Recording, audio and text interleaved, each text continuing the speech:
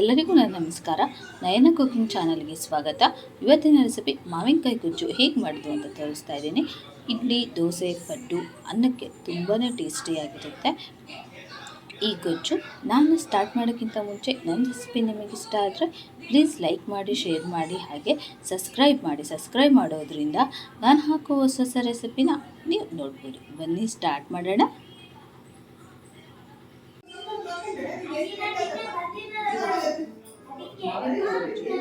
ಏನೇನು ಇಂಗ್ರೀಡಿಯೆಂಟ್ಸ್ ಬೇಕಂತ ನೋಡೋಣ. ನಾನು 1 ಕಪ್ನಷ್ಟು ಮಾವಿನಕಾಯಿ ತಗೊಂಡಿದ್ದೀನಿ. ಈ ಥರ ಚಿಕ್ಕದಾಗಿ ಪೀಸ್ ಮಾಡಿ ಇಟ್ಕೋಬೇಕು. ತೀರಾ ಚಿಕ್ಕದಾಗಿ ಮಾಡ್ಕೊಬೇಡಿ, ತೀರಾ ದೊಡ್ಡದಾಗಲ್ಲ. ಈ ಥರ ಪೀಸ್ ಮಾಡಿ ಇದನ್ನು ಸಿಪ್ಪೆ ತೆಗೆದು ಚಿಕ್ಕದಾಗಿ ಕಟ್ ಮಾಡಿ ಇಟ್ಕೊಂಡಿದ್ದೀನಿ. ಇದು ಹುಳಿ ಮಾವಿನಕಾಯಿ, ಸ್ವಲ್ಪ ಹುಳಿ ಇದೆ. ಇದು ಈಗ ನೀಟಾಗಿ ತೊಳೆದು ಸಿಪ್ಪೆ ತೆಗೆದು ಹೆಚ್ಚಿ ಇಟ್ಕೋಬೇಕು. ಈ ಥರ ಚಿಕ್ಕ ವೈಟ್ ಅಷ್ಟೇ ಬೇಕು, ಸಿಪ್ಪೆ ತೆಗೆದುಕೊಳ್ಳಿ. ಇದು 1 ಲೋಟದಷ್ಟಿದೆ. ಇದು ಹುಳಿ ಇದೆ ಸ್ವಲ್ಪ. ಇದು ತೋತಾಪುರಿ ಮಾವಿನಕಾಯಿಗೆ ಇಂದಲೂ ಮಾಡ್ಬೋದು. ಇಲ್ಲಾಂದರೆ ನೀವು ಉಪ್ಪಿನಕಾಯಿ ಹೆಸ್ತಿರಲ್ವಾ, ಸೊ ಆ ಮಾವಿನಕಾಯಿಗೆ ಉಳಿದಿರುತ್ತಲ್ವ ತೆರಳು, ಆ ಮಾವಿನಕಾಯಿ ಸಹ ನೀವು ಇದನ್ನು ಮಾಡ್ಬೋದು. ಅದು ಸ್ವಲ್ಪ ಹುಳಿ ಇರುತ್ತೆ.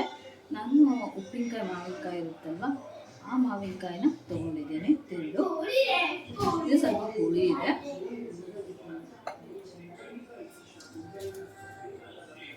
ಇದು 1 ಈರುಳ್ಳಿ ಚಿಕ್ಕದಾಗಿ ಕಟ್ ಮಾಡಿ ಇಟ್ಕೊಂಡಿದ್ದೀನಿ ಒಗ್ಗರಣೆಗೆ. ಸ್ವಲ್ಪ ರುಬ್ಬೋದಕ್ಕೆ ಕರಿಬೇವು, ಹಾಗೆ ಒಗ್ಗರಣೆಗೆ, ಹಾಗೆ 1 ಸ್ಪೂನು ಮೆಂತೆಕಾಳು, ಹಾಗೆ 1 ಸ್ಪೂನಷ್ಟು ಬೆಳ್ಳುಳ್ಳಿ, 2 ಸ್ಪೂನಷ್ಟು ಬೆಲ್ಲ, ಹಾಗೆ 1 ಸ್ಪೂನಷ್ಟು ಸಾಂಬಾರು ಪುಡಿ, 1 ಸ್ಪೂನಷ್ಟು ಖಾರ ಪುಡಿ,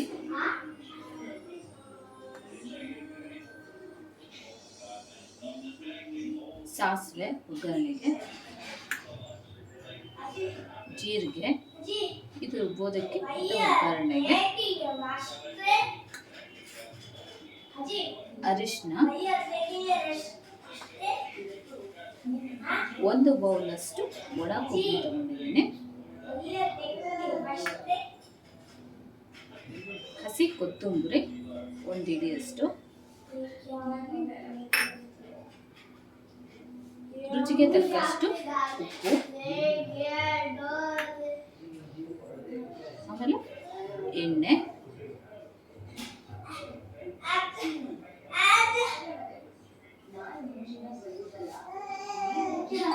ಬನ್ನಿ ಹೇಗೆ ಮಾಡೋದಂತ ನೋಡೋಣ. ನಾನು ಆಲ್ರೆಡಿ ನೀರನ್ನ ಕಾಯಿಸಿಟ್ಕೊಂಡಿದ್ದೀನಿ. ನೀರು ಬಾಯ್ಲ್ ಆಗ್ತಾ ಇದೆ. ಇದಕ್ಕೆ ನಾವು ಹೆಚ್ಚಿಟ್ಟಿರುವಂತಹ ಮಾವಿನಕಾಯಿನ ಹಾಕ್ತಾ ಇದ್ದೀನಿ.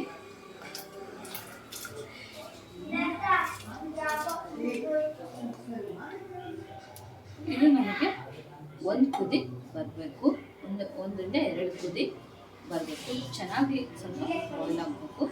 ತೀರಾ ಸಾಫ್ಟಾಗಿ ಇರಬಾರ್ದು, ತೀರಾ ಕ್ರಂಚಿಯಾಗಿ ಇರ್ಬೋದು. ಈ ಥರ ನೀರಲ್ಲಿ ಹಾಕಿ ಕುದಿಸೋದ್ರಿಂದ ಹುಳಿ ಅಂಶ ಸ್ವಲ್ಪ ನಮಗೆ ಕಡಿಮೆ ಆಗುತ್ತೆ, ನೀರಲ್ಲಿ ಬಿಟ್ಬಿಡುತ್ತೆ. ಇದಕ್ಕೆ ಸ್ವಲ್ಪ ಉಪ್ಪು ಹಾಕ್ತಾ ಇದ್ದೀನಿ, ಒಗ್ಗರಣೆಗೂ ಆಮೇಲೆ ಉಪ್ಪು ಹಾಕಬೇಕು. ಇದು 1-2 ಕುದಿ ಬರಬೇಕು. ಅಷ್ಟರಲ್ಲಿ ರುಬ್ಕೊಳ್ಳೋಣ ನಾವು.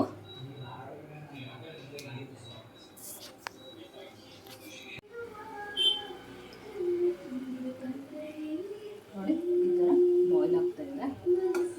ಈ ಥರ ಬಾಯ್ಲ್ ಆಗಬೇಕು.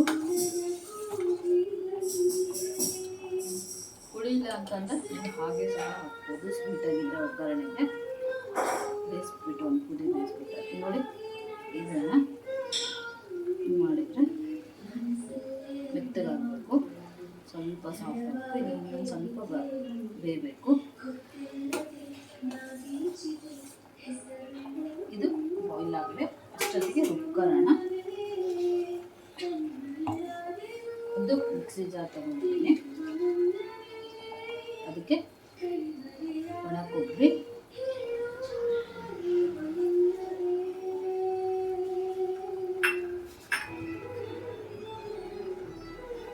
ಕೊತ್ತಂಬರಿ,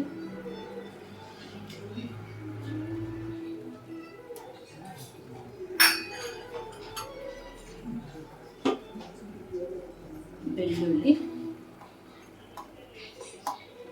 ಮೆಂತ್ಯಕಾಳು ಇದು ಹಸಿದ ತಗೊಂಡಿದ್ದೇನೆ,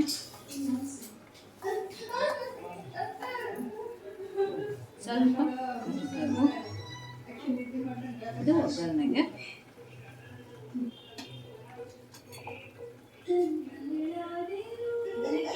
ಹಾಗೆ ಇದು ಸಾಂಬಾರ್ ಪುಡಿ, 1 ಸ್ಪೂನಷ್ಟು ಸಾಂಬಾರ್ ಪುಡಿ,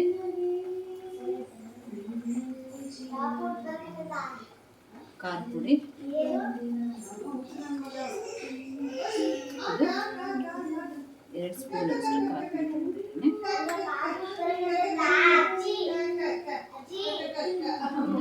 ಅರ್ಧ ಸ್ಪೂನಷ್ಟು ಅರಿಶಿನ,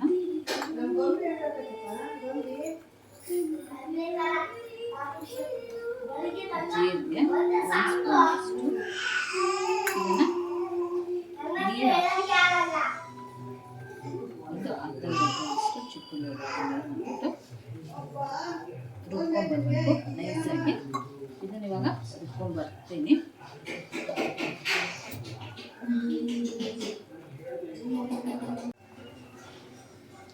ಇದನ್ನು ಇವಾಗ ರುಬ್ಕೊಂಡ್ಬಂದಿದ್ದೀನಿ ನೋಡಿ, ಇಷ್ಟು ನೈಸಾಗಿರಬೇಕು.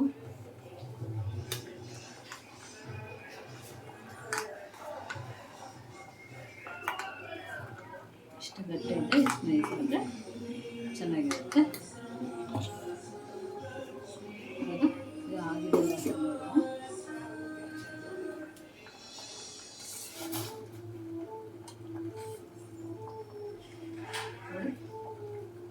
ಇವಾಗ ಇದು ಬೆಂದಿದೆ ನೋಡಿ, ಮೆತ್ತಗೆ ಬಂದರೆ ಸಾಕು, ಮೆತ್ತಗೆ ಹಾಕಬೇಕು. ಇದು ಇವಾಗ ಬೆಂದಿದೆ, ಆಫ್ ಮಾಡಿ ಇದರಲ್ಲಿ ನೀರಿರುವಂಥದ್ದನ್ನು ತೆಗಿಬೇಕು.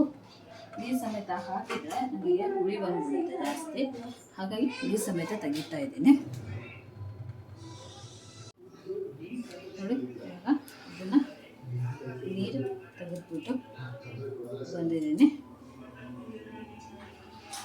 ಅಷ್ಟು ಇದನ್ನು ಸೈಡ್ ಇಟ್ಕೊಳ್ಳೋಣ, ಒಗ್ಗರಣೆ ಮಾಡ್ಕೊಳ್ಳೋಣ. ಒಂದು ಪಾತ್ರೆ ಕಾಯಿ ಇಟ್ಕೊಂಡಿದ್ದೀನಿ,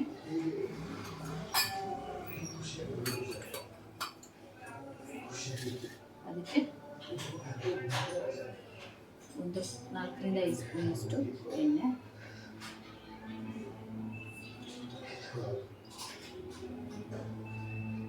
ಎಣ್ಣೆ ಕಾದ್ಮೇಲೆ ಸಾಸಿವೆ,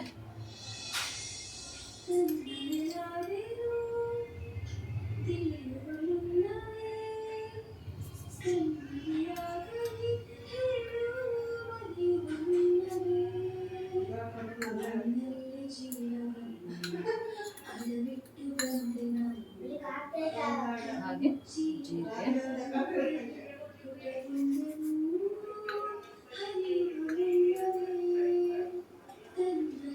ಇದು ಸಿಡಿದ ಮೇಲೆ ಕರಿಬೇವು ಹಾಕಬೇಕು.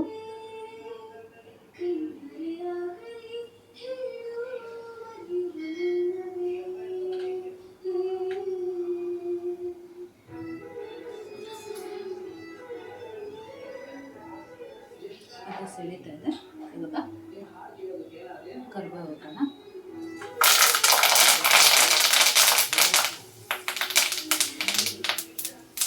ಅದ್ರ ಜೊತೆಗೆ ಈರುಳ್ಳಿ, ಒಂದು ಈರುಳ್ಳಿನ ಚಿಕ್ಕದಾಗಿ ಕಟ್ ಮಾಡಿ ಇಟ್ಕೊಂಡಿದ್ದೀನಿ.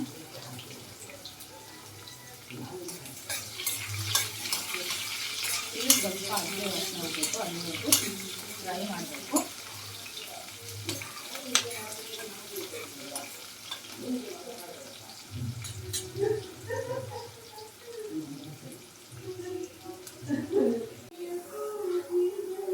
ಇವಾಗ ಇದು ಫ್ರೈ ಆಗಿದೆ. ಇದಕ್ಕೆ ಒಂದು ಅರ್ಧ ಸ್ಪೂನಷ್ಟು ಅರಿಶಿನ, ಒಗ್ಗರಣೆ ಸ್ವಲ್ಪ ಹಾಕ್ತಾ ಇದ್ದೀನಿ.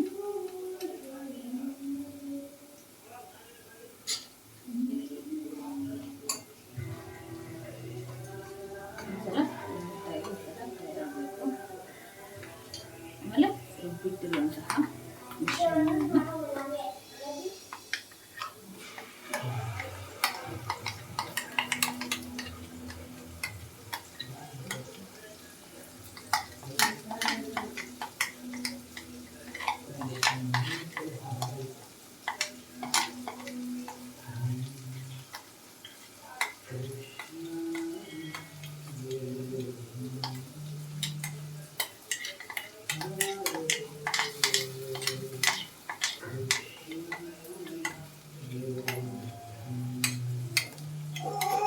ಇದಕ್ಕೆ ಸ್ವಲ್ಪ ಫ್ರೈ ಆಗಬೇಕು.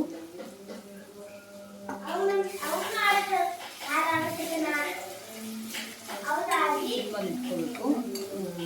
ಫ್ರೈ ಮಾಡ್ಬೇಕಾದ್ರೆ ಇಲ್ಲ ಸ್ಟಾರ್ಟ್ ಇಟ್ಬಿಡುತ್ತೆ.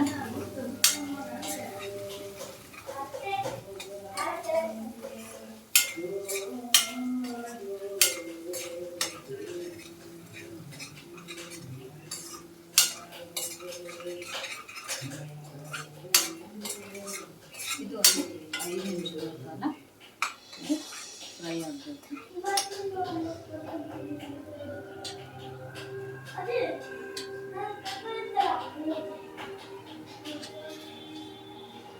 ಇದರಲ್ಲಿರುವಂತಹ ಹಸಿ ವಾಸನೆಯನ್ನು ಹೋಗಬೇಕು.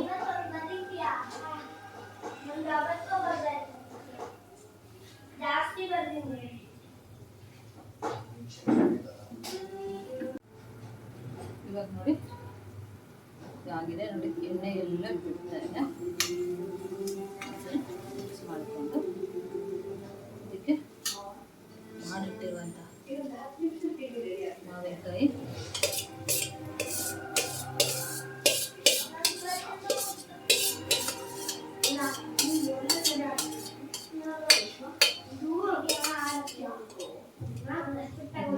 ಸ್ವಲ್ಪ ಫ್ರೈ ಮಾಡಬೇಕು ಎಣ್ಣೆಯಲ್ಲೇ. ಎಣ್ಣೆಯಲ್ಲೇ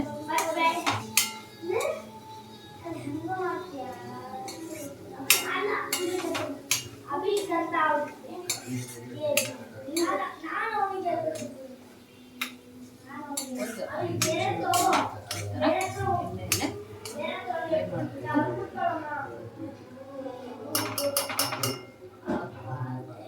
ಇದಕ್ಕೆ ರುಚಿಗೆ ತಕ್ಕಷ್ಟು ಉಪ್ಪು,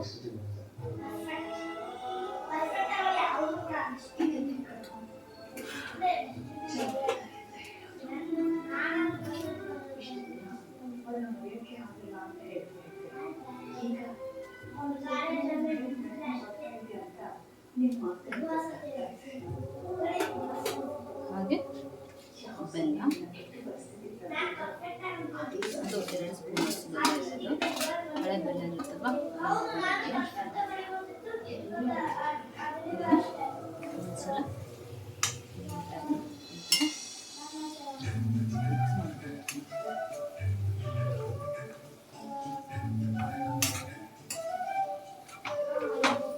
ತುಂಬ ರುಚಿಯಾಗಿರುತ್ತೆ ಈ ಮಾವಿನಕಾಯಿ ಗೊಜ್ಜು ಮಾತ್ರ. ದೋಸೆ, ಅನ್ನಕ್ಕೆ, ಹಾಗೆ ಚಪಾತಿ ಎಲ್ಲದಕ್ಕೂ ಸೂಪರಾಗಿರುತ್ತೆ. ದಿನ ಡೈಲಿ ಅನ್ನ ಸಾರು ತಿಂದು ಬೇಜಾರಂದರೆ ಖಂಡಿತ ಒಂದ್ಸಲ ಟ್ರೈ ಮಾಡಿ ನೋಡಿ, ಮುಂದೆ ಇಷ್ಟಪಡ್ತೀರಾ. ಅಷ್ಟು ರುಚಿಯಾಗಿರುತ್ತೆ ಈ ಗೊಜ್ಜು ಮಾತ್ರ. ಬಿಸಿ ಅನ್ನದ ಜೊತೆಗೆ ತುಪ್ಪ ಹಾಕ್ಕೊಂಡು ಇದನ್ನು ಹಾಕ್ಕೊಂಡು ತಿಂತಾಯಿದ್ರೆ ಸೂಪರಾಗಿರುತ್ತೆ. ಇದಕ್ಕೆ ನೀರು ಹಾಕ್ತಾಯಿದ್ದೆ, ನಾನು ಮಿಕ್ಸಿ ಜಾರಿಗೆ ನೀರು ಹಾಕ್ಬಿಟ್ಟು ಇದನ್ನು ಮಾಡಿಬಿಟ್ಟು ಹಾಕ್ತಾಯಿದ್ದೇನೆ. ತೊಳೆದ್ಬಿಟ್ಟು ಅದನ್ನು ಒಂದ್ಸಲ ನೀಟಾಗಿ ಮಿಕ್ಸ್ ಮಾಡ್ಕೊಬೇಕು.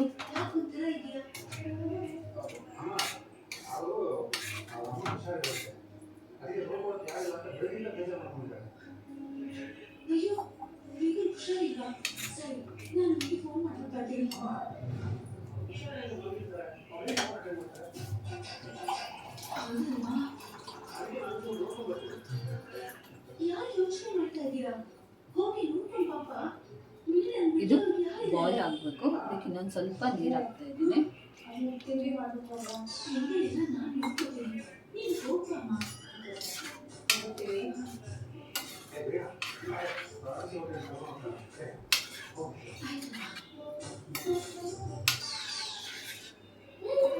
ಸ್ವಲ್ಪ ನೀರು ಹಾಕ್ತೀನಿ. ಆಮೇಲೆ ಕುದ್ದು ಆರಿದ್ಮೇಲೆ ಗಟ್ಟಿ ಆಗಿಬಿಡುತ್ತೆ ಇದು. ಇವಾಗ ಕುದ್ದಾದ್ಮೇಲೆ ಇದು ಗಟ್ಟಿ ಆಗುತ್ತೆ. ಇದು ಕುದಿಬೇಕು ಒಂದು ನಿಮಿಷಗಳ ಕಾಲ.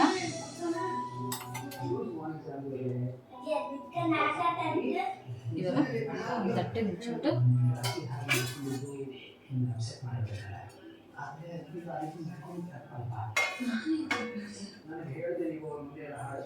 ಬಾಯ್ಲ್ ಆಗಿದ್ದು ಒಂದು 10 ನಿಮಿಷದ ಕಾಲ.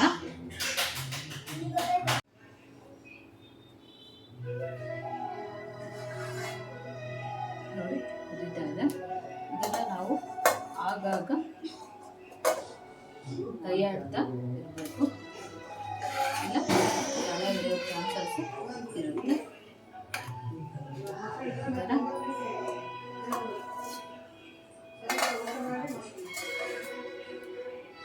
ಮಾಡಬೇಕು. ಈ ಥರ ಅವಾಗವಾಗ ಕೈ ಆಡ್ತಾ ಇರಬೇಕು. ನೋಡಿ ಇದೀಗ ಹಾಗೆ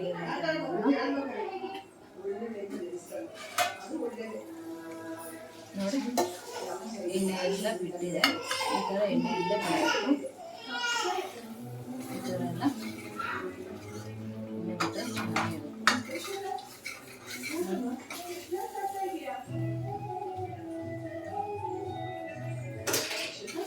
ಈ ಹದಕ್ಕೆ ಇರಬೇಕು. ತೀರಾ ನೀರು ಮಾಡ್ಕೊಳಕ್ಕೆ ಹೋಗ್ಬೇಡಿ, ಚೆನ್ನಾಗಿರಲ್ಲ. ಇವಾಗ ಇದನ್ನು ಸರ್ವಿಂಗ್ ಬೌಲ್ಗೆ ತೆಗೆಯೋಣ. ಆಫ್ ಮಾಡ್ತಾ ಇದ್ದೀನಿ.